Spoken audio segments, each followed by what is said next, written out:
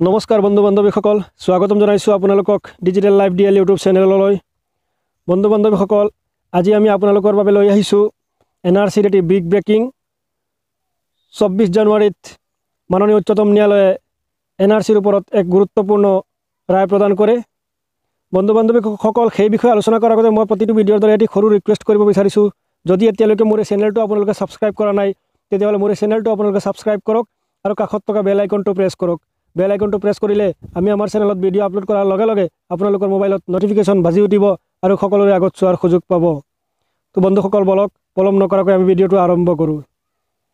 31 জুলাইৰ ভিতৰত সম্পূৰ্ণ হ'ব লাগিব NRC। মাননীয় উচ্চতম ন্যায়ালয়ে 24 জানুৱাৰীত এক গুৰুত্বপূৰ্ণ ৰায় প্ৰদান কৰে। চলিত বৰ্ষৰ 31 জুলাইৰ ভিতৰত ৰাষ্ট্ৰীয় নাগৰিকপঞ্জী NRC প্ৰকাশৰ কাম সম্পূৰ্ণ কৰিবলৈ NRC কৰ্তৃপক্ষক সময় বান্ধি দিছে উচ্চতম ন্যায়ালয়ে।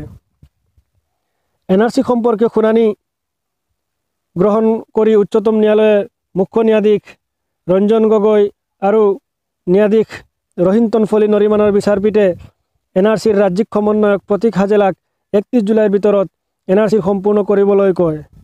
আনহাতে আগত লোকসভা নিৰ্বাচনৰ প্ৰতি লক্ষ্য ৰাখি অসমত NRC উন্নীতকৰণৰ প্ৰক্ৰিয়া বাধাগ্ৰস্ত হোৱাৰ আশংকা দূৰ কৰাৰ বাবে উচ্চতম ন্যায়ালয়ে দেশৰ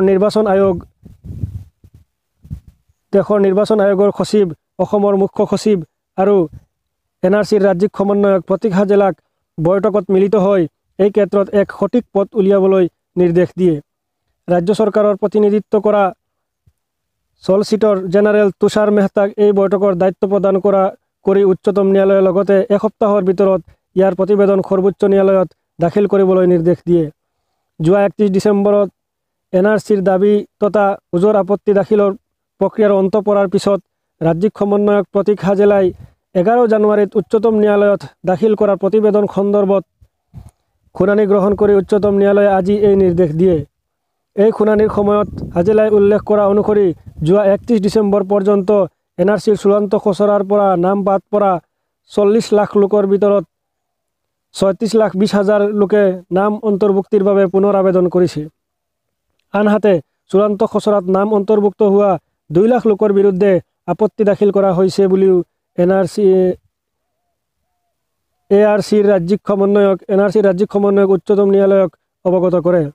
তেওঁ কয় যে যোৱা 30 ডিচেম্বৰলৈকে প্ৰায় 500 আপত্তি দাখিল কৰা হৈছিল যদিও 31 ডিচেম্বৰৰ দিনা হঠাতে এই সংখ্যা বৃদ্ধি পাই প্ৰায় 2.5 লাখ হয়, কিন্তু পৰীক্ষা কৰাৰ পিছত ইয়াৰে কিছুমান নাকচ কৰা হয় বুলি উল্লেখ কৰি তেওঁ কয় যে প্ৰায় 2 লাখ আপত্তি NRC কৰ্তৃপক্ষই লাভ কৰিছে। ইফালে দাবী তথা ওজৰ আপত্তিৰ পৰৱৰ্তী প্ৰক্ৰিয়া সন্দৰ্ভত উল্লেখ কৰি তেওঁ সৰ্বোচ্চ ন্যায়ালয়ক কয় যে বৰ্তমানে এই তথ্যপাতিসমূহ ডিজিটেল পদ্ধতিলৈ ৰূপান্তৰ কৰাৰ লগতে জাননী জাৰি কৰাৰ কাম আৰম্ভ হৈছে। অহা 15 ফেব্ৰুৱাৰীৰ পৰা এই সন্দৰ্ভত শুনানি গ্ৰহণ কৰা হ'ব বুলি উল্লেখ কৰি তেওঁ কয় যে শুনানিৰ বাবে লোকসকলে যাতে অতি কমেও 15 দিন সময় লাভ কৰে তাৰ কাৰণে কৰ্তৃপক্ষই চকু দিছে। ৰাজ্যিক সমন্বয়কে এই কথা উল্লেখ কৰাৰ লগে লগে ন্যায়াধীশ ৰহিন্তন ফলি নৰিমানে প্ৰতীক হাজেলাক NRC প্ৰক্ৰিয়াৰ 30 জুনৰ ভিতৰত সম্পূৰ্ণ কৰিব পাৰিব নে নোৱাৰে সেই বিষয়ে প্ৰশ্ন কৰে। ইয়াৰ উত্তৰত হাজেলাই কয় যে যদি পৰ্যাপ্ত বিষয়া কৰ্মচাৰী থাকে তেন্তে প্ৰক্ৰিয়া 30 জুনৰ ভিতৰত সম্পূৰ্ণ কৰি পৰৱৰ্তী কাম কাজ সম্পূৰ্ণ কৰাৰ কাৰণে তেওঁক অতিৰিক্ত এমাহ সময়ৰ প্ৰয়োজন হ'ব। হাজেলাই এই কথা কোৱাত ন্যায়াধীশ নৰিমানে পুনৰ তেওঁক নিজৰ প্ৰতিবেদন চূড়ান্ত NRCৰ ছেপ্টেম্বৰৰ মাহত প্ৰকাশ কৰিব পৰা যাব বুলি কিয় উল্লেখ কৰিছে সেই বিষয়ে প্ৰশ্ন কৰে। ন্যায়াধীশগৰাকীয়ে প্ৰশ্নৰ উত্তৰত হাজেলাই 15 আগষ্টৰ ভিতৰত চূড়ান্ত NRCৰ কাম সম্পূৰ্ণ কৰিব পৰা যাব বুলি উল্লেখ কৰে যদিও আগতে লোকসভা নিৰ্বাচনৰ পৰিপ্ৰেক্ষিতত এই ক্ষেত্ৰত কিছু অসুবিধাৰ সৃষ্টি হোৱাৰ আশংকা ব্যক্ত কৰে।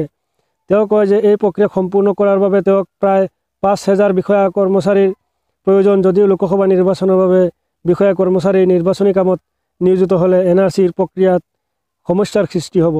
সেয়েহে NRC প্ৰক্ৰিয়াৰ সৈতে জড়িত বিষয়া কৰ্মচাৰীক নিৰ্বাচনৰ দায়িত্ব প্ৰদান কৰাৰ পৰা বিৰত ৰাখিবলৈ তেওঁ উচ্চতম ন্যায়ালয়ক অনুৰোধ জনায়। বন্ধু বান্ধৱীসকল, আজি আমাৰ এই প্ৰসংগটো ইমানেই আছিলে।